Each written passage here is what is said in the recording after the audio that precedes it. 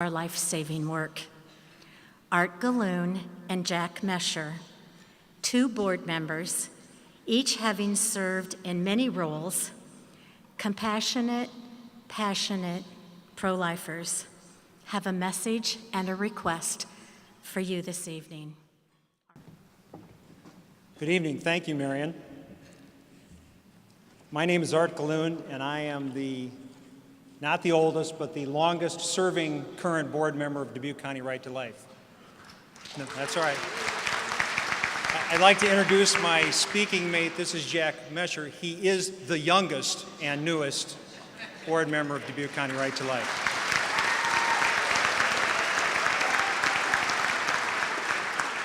Jack is also a former scholarship winner, which you funded, and you saw our scholarship winners this evening, so let's have a round of applause for that also. Look where he is now. Everybody else who's been at this podium tonight has the easy job.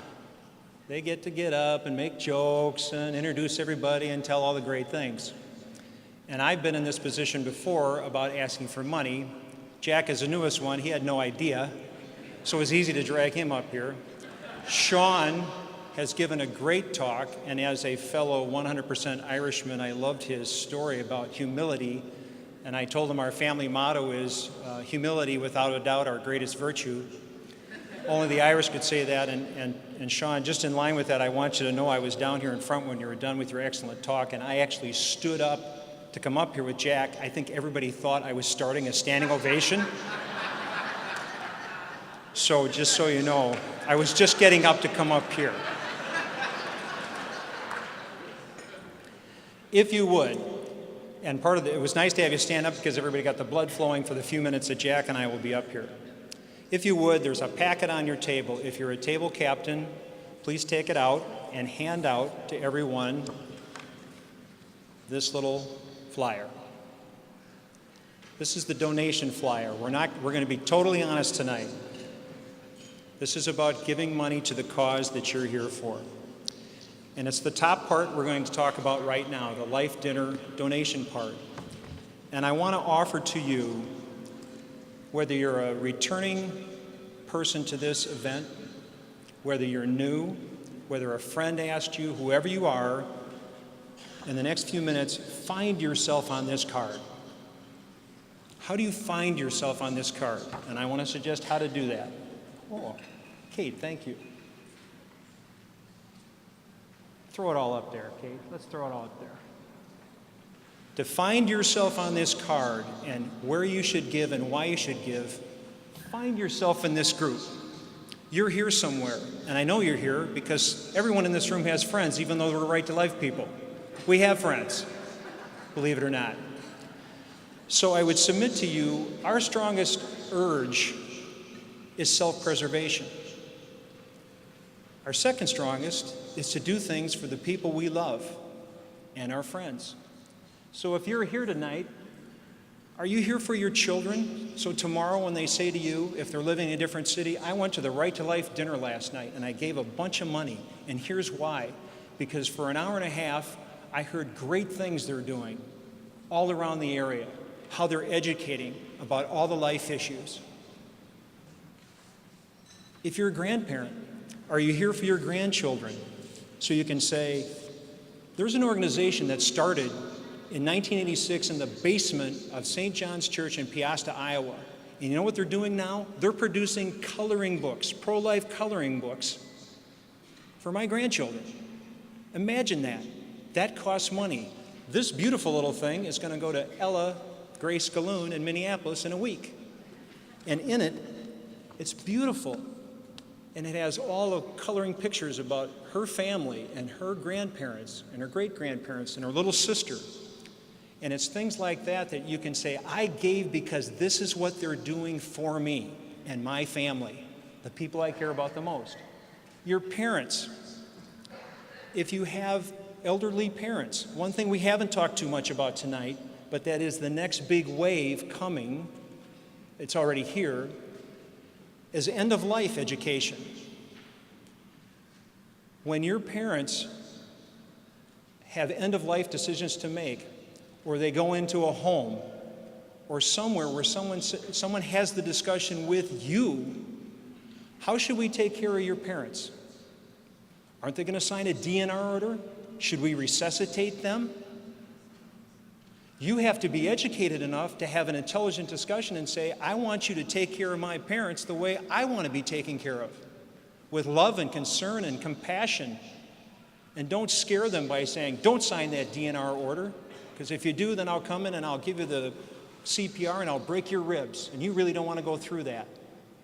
You want to be able to tell your parents and to talk with staff at these places and hospitals and everywhere else about end-of-life decisions being pro-life decisions. So that's another thing that we haven't talked too much about tonight, but we're educating on that too. Your grandparents the same way, and your friends. For all the high schoolers and young people here, and for all the others, grandparents and parents, think about the younger people today, most of the time younger people, who may have, it could be in your family, it could be in the friends of your children who say, I have a friend who's pregnant and didn't know where to go. I have a high school friend that needs to do a paper tomorrow. Where do they go? Where do they get the information to do those things? They come to Dubuque County Right to Life, where we have a free library, where we have hundreds and thousands of pieces of literature to give them, every resource they need to educate their friend who may be in a crisis pregnancy, why to go to Clarity Clinic or Birthright, or talk to Rachel's Project or something, to go somewhere. We feed them that information. So that's what you're giving to tonight. Now, find yourself here, and then find yourself here, and be as generous as you can. On your table, in very small print, that I'm not going to pull out my $4 glasses to try and read, is the year in review. And that will tell you, so I won't talk about it, what we've been doing this year. I'll mention a little bit later when we talk about some specific numbers. But right now, I'd like Jack Mesher to talk about some very exciting things we see in the next year. Whoops, I'm taking Jack's notes. Sorry, Jack. We actually practiced this too. And I told Jack that you would applaud for him when he got to the microphone.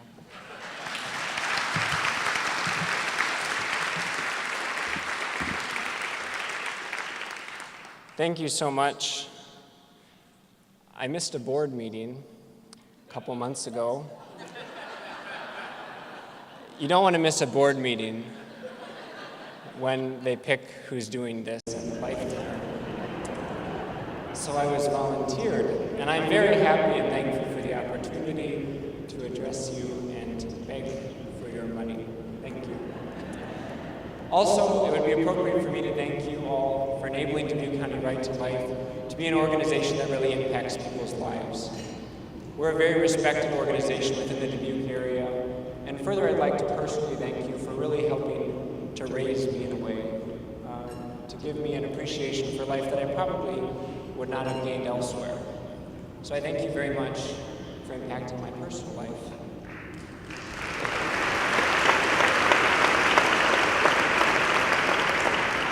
I'd like to talk about what we've been up to and how we've been changing the game of impacting our community in very significant and respectable ways.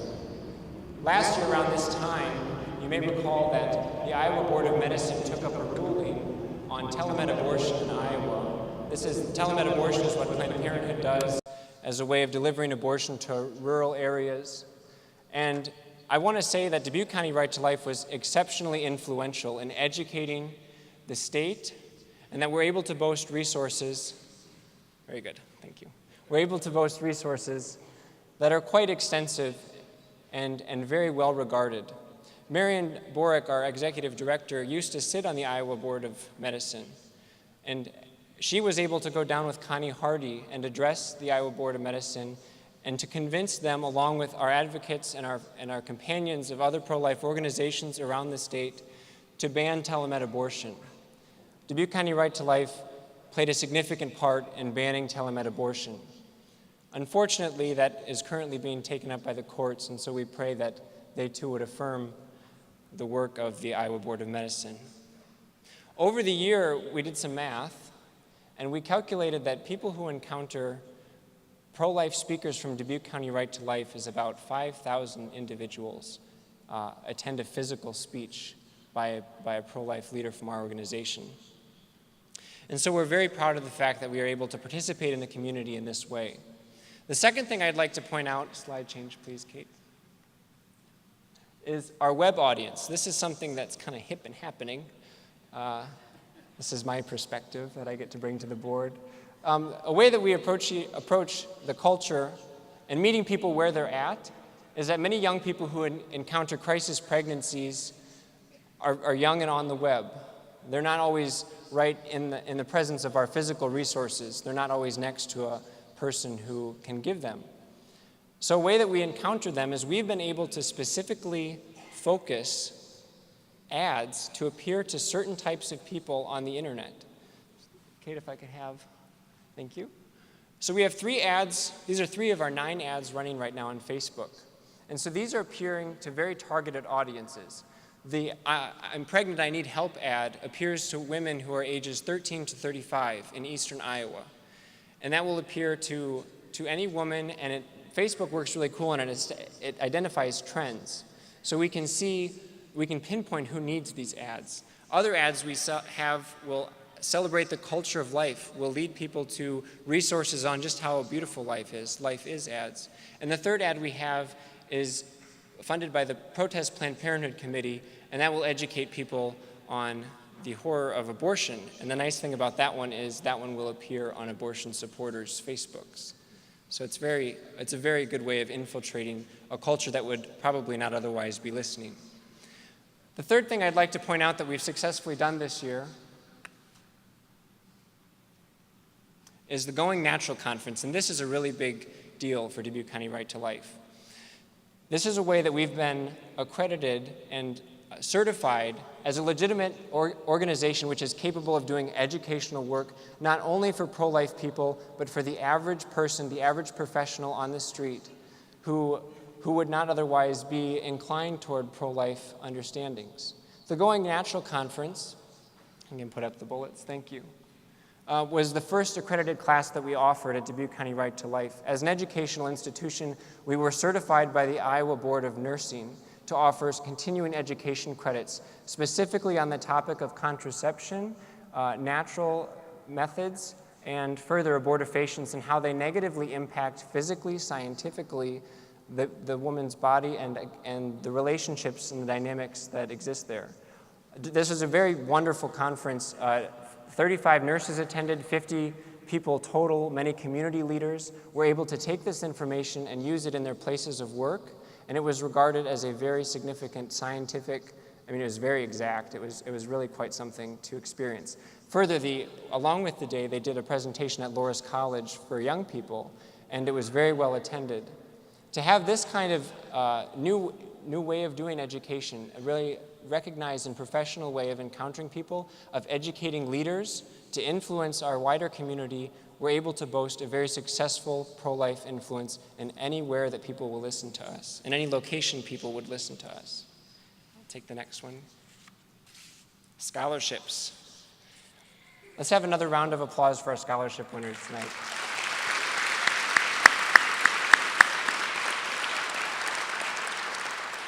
Yeah, very good. This year we have 7 winners of scholarships. This is a way that we can identify people in our community who are young, willing, and able to stand up to inform their peers, to stand in testimony to the culture of life, and to enable others to advocate on its behalf. We'd like to increase our scholarship program extensively to be able to empower as many people who would be able to really carry the message of life to the corners of the culture, to the corners of our country, or to the immediate areas of our community. Scholarships were given, looks like $6,000 this year. We'd like to increase that. We feel that the whole process of writing a scholarship, of becoming more knowledgeable about the topic, is too a way of teaching. And it really is a beautiful sight to see the competition and the presenting of ideas that occurs on the scholarship presentation day. I'll take the next one.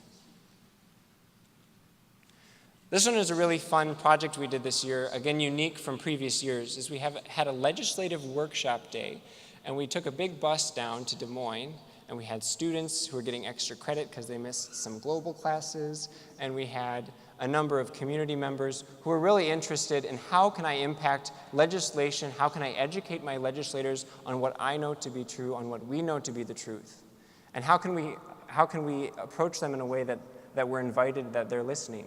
So our workshop focused on the legislative process. It was not partisan by any means. We were very gracious to have meetings with representatives from both sides, give us time of day, and really talk and educate us about how we can impact legislation, particularly on this issue of telemed abortion.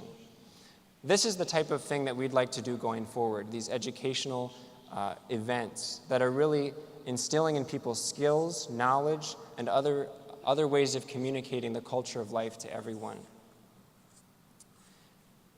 And so with that, I would just like to say that if you look at that list on your table, the print is so fine because the paper can only be so big. But we hope that one day you'll really need a magnifying glass to read it. And perhaps that would be this next year, because we're not slowing down. We've really had a moving forward, and we're really trying to impact people very intentionally and very, very responsibly, very professionally, but also with a great sincere spirit of love. And so I thank you so much for supporting this work that we've done this year.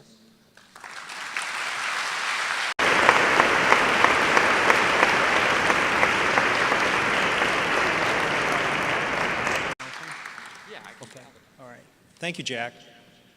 He really did miss that meeting. He'll never miss another. Okay, thank you so much for your time and your patience. I know rear ends are starting to get sore. People are starting to doze off. Here's the numbers. And remember, when we give you these, we don't send out emergency fundraising letters like you get from other organizations. Give us $10,000 or we're going under and stuff like that. We're not going to do that to you. This is it. This is it tonight. This is when we need your help. So, here's the numbers. Day-to-day operations of Dubuque County Right to Life throughout the year, $70,000. All right, you hit them all at once. This is pretty hard, Jack. That's a big drink. I'll go through them one by one very briefly.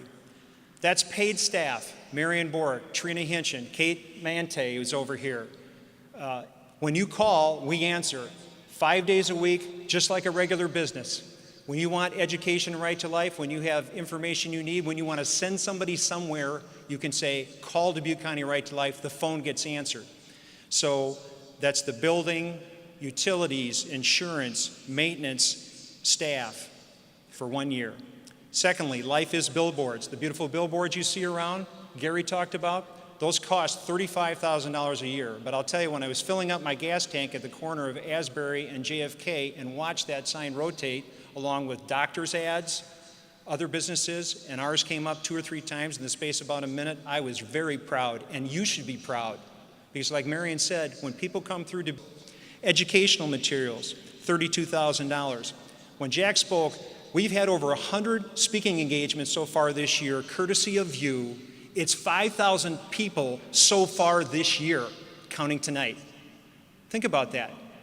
What are we in, May 2nd?